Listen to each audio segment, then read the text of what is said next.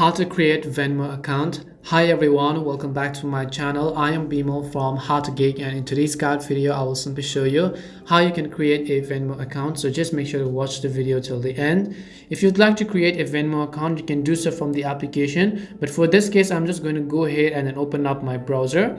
And once I open up my browser, you simply want to go to venmo.com. I'll also make sure to drop a direct link down in the description box. Just go to venmo.com. As you go to venmo.com, basically you'll see this kind of interface. So you can see this V logo that says Get Venmo. Just tap on it. Once you tap on the Get Venmo button, you have to choose the type of Venmo account that you want to create. So it could be a personal account or it could be a business account. In this case, I'll just choose personal. Once I choose the personal option over here, it may ask you for some other details. Once it's selected, tap on the Get Started button.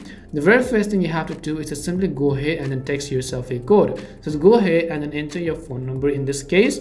And after you enter your phone number, tap on the send code button at the bottom. It will send the code to your SMS. Then after that, you have to verify and copy the OTP code, and it will ask you for some other information such as to set up your email address and password. Then after that, you can connect your bank account and start sending money from Venmo by using the Venmo application.